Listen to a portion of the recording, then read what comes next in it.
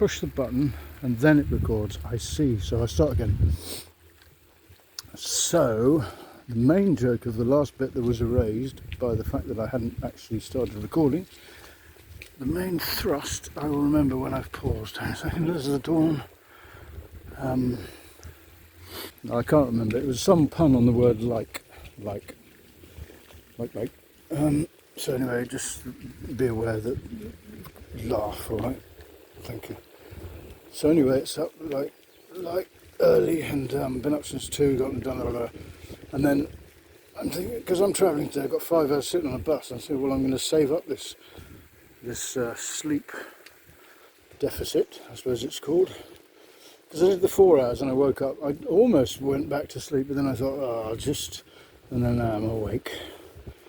I don't really need coffee. No, I did have coffee actually. That's maybe my problem, is I have very strong coffee, but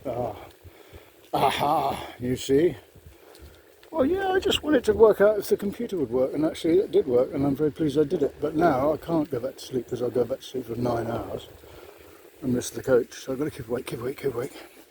I've got obsessed by this thing, the sofa. I can't leave Ammanford with a sofa going, 3 sofas going begging, so I'm cycling around trying to think of thing, but I think I've got one.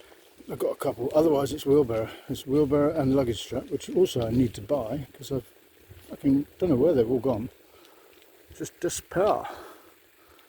I think that's a good investment anyway. I need to have a luggage strap. Oh my God! Look at the mist on the mountain lake. I've gone into the hedge. No, I didn't. Good save. My mother always used to tick my father off for looking around at the countryside. I think she had a point actually. It's quite hard to drive in a straight line when you're looking in the distance to the left. That's awesome. That's of some awe. Look how human. Oh no humans.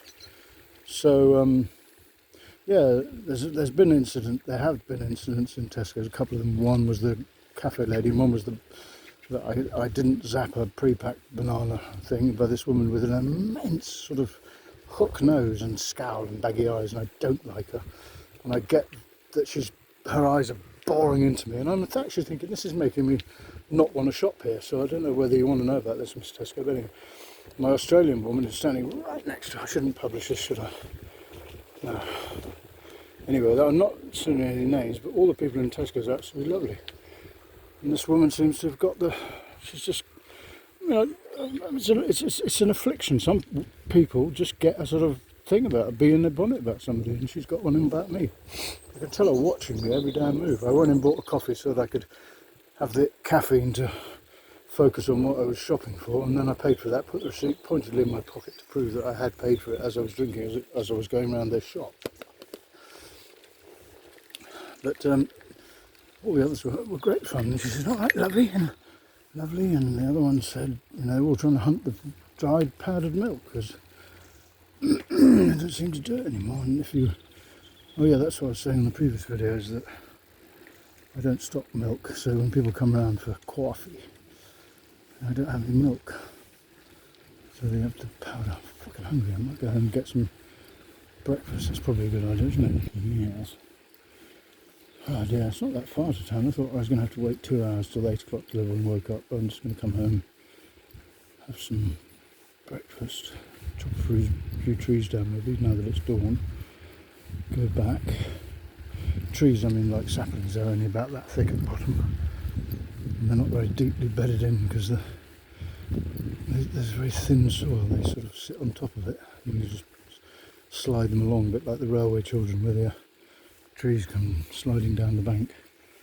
Do a couple of those, and then I can go off hunting luggage straps. And also, since I'm going to other shops anyway, I'm going to buy pants from Poundland and chargers, because I'm not paying £7 for a half a metre of charger. I think Tesco's are clever. They lure you in with a really cheap some stuff, and then they nail you when you're not looking with something that's 3 times the price of a Lidl or Poundland.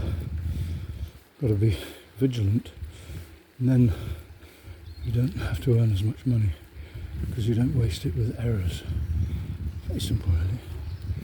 I hate this traffic at this time. Imagine in London it'd be much, much less traffic at this time, 7:30 in the morning. I don't know how I put up with it, to be honest. Oh, so you're awake? Oh no, that's not them anymore. My nemesis used to live there. I don't know what nemesis means, but it sounds like it's a thing that fits. That's the woman with the hook nose and Tesco's is the nemesis. It was also a ride in Alton Towers. See, I should be able to just drive up by the side of that house where that gate was and the light was on. That's my normal route home. And we said that when I was allowed to do it. I didn't do it all the time because I'm boring myself now. But no, I'll tell you what, another thing. I was chatting to my girlfriend, as you can nowadays, from 3 hours previous. So I sent her a voice note so she wakes up listening to me. Which is always good, stops her straying. I'm joking. Yeah, this amazing Toyota went past. The shape of it, you know, it's like something out of just really stylish. And I suddenly remembered that I just downloaded Autodesk Maya, so I can start trying to do that.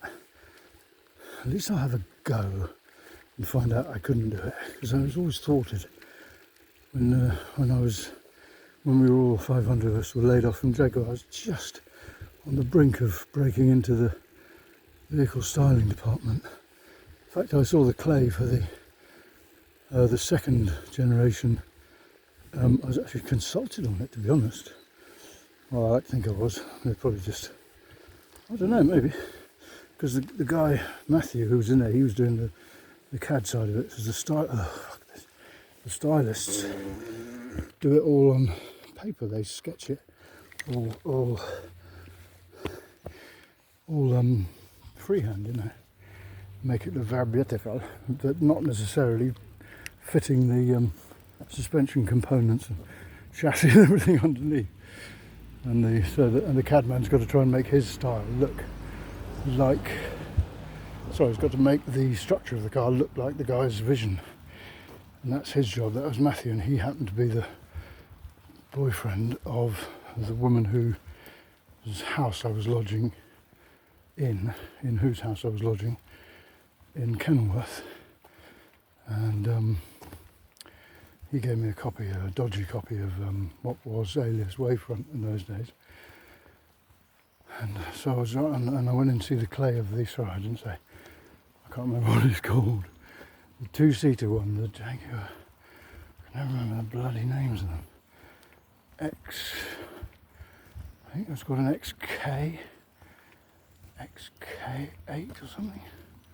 Say XK8. It was the first one that came out with the oval mouthpiece, or the only one that came out with the retro oval mouthpiece and the funny boot. And the Mark II had a better styling boot. That's the clay of which I saw, and also the F-Type. We saw that clay as well. I was just doing the HVAC, and the clay of the F-Type, which has now been brought into production, run its course, and been cancelled already. And I'm still trying to get into the bloody styling department. I won't give up. They will at least set yourself a goal that tastes good. Get something made, and I can die happy. So it wasn't fair. It wasn't my fault that Ford sold Jaguar. My wife assumed I'd done something wrong as usual. They're awake. Want to be a hunter again. La la la la la. Gotta keep awake, now I can go to sleep on the coach, but don't go to sleep. End up in Edinburgh.